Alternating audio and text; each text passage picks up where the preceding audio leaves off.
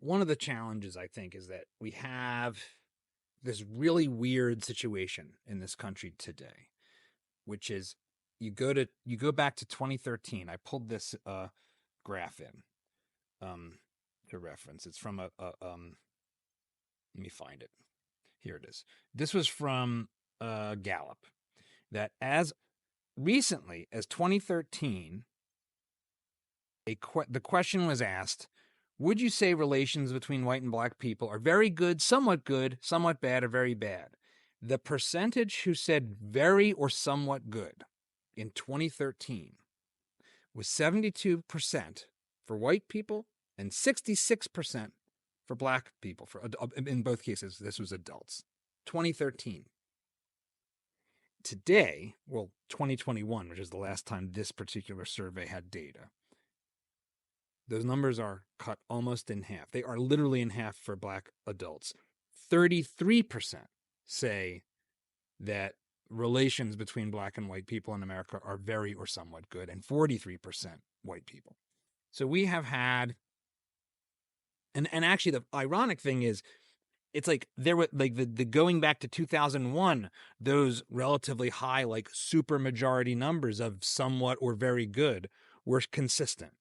And then in 2014, 15, and beyond, a total collapse. Right.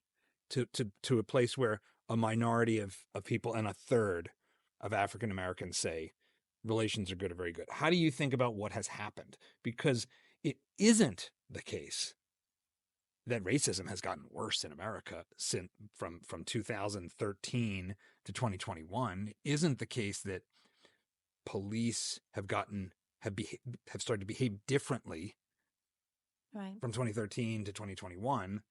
Roland Fryer, the economist out of Harvard, has done the work on that from the police perspective, but others have as well. Right. It seems like and this is perception. Right. And so, perception is what? In this case, it is reality because it's the culture. What happened? What happened starting in 2013 that how we see each other as black and white Americans, and I find these categories to be kind of silly in and of themselves, but especially for white, like I'm like Italian American. We never saw ourselves as white. Like I don't know what any of that means. In 2013, we had the first black president.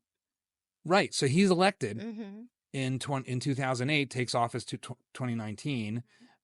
2009. And yet, according to this data, and I've read that data before, that data point before. The collapse starts under Obama. I know, isn't that weird? Well, there's a partisan read on this, but dig below the surface. What's really happened from your perspective? Yeah. I don't believe we are at this point what I call an unraveling of America by accident.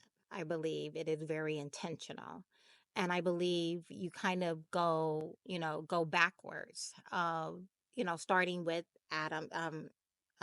John Adams and his quote that our Constitution is made only for a moral and religious people. Well, how do you unravel a nation? Well, you make them immoral. You make truth your truth, my truth, and and then you begin to move backward. You make them ungovernable, because if your truth is something I have to adhere to, and then my truth, and then this person's truth, well, what is true? What can we do, right? So I believe that this unraveling starts with an unraveling of this sense of right and wrong. And it just kind of goes back from there.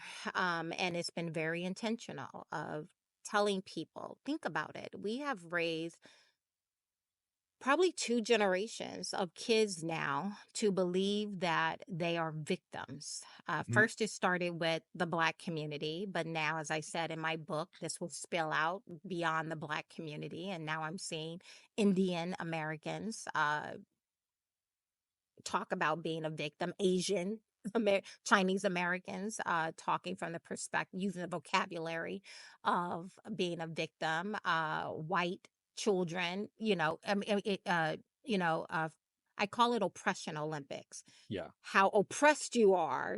Well, they show this, the intersectional value. hierarchy thing, like and so everyone is trying to find a way to be impressive. Like they're not doing anything within their own right to be impressive.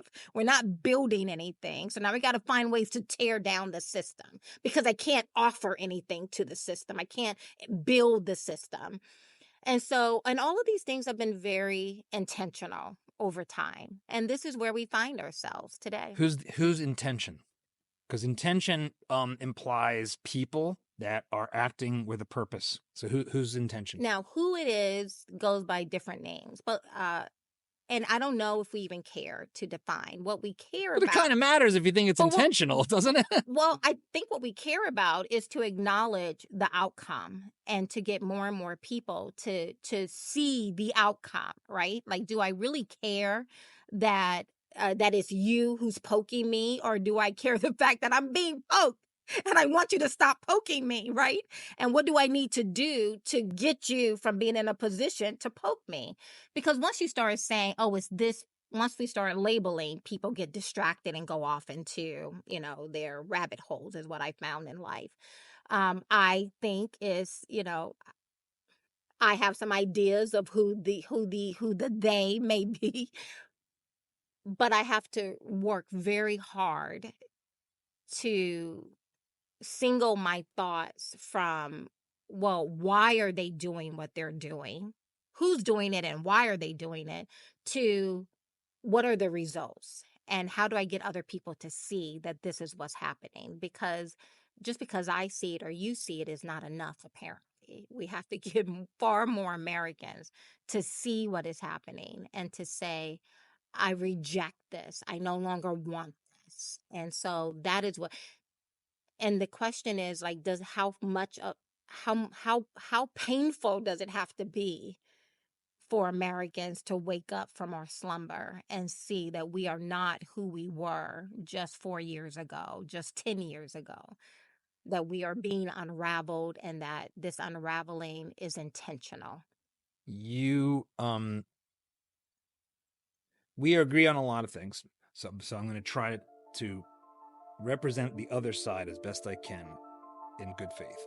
And I think the counter argument would probably go something like this.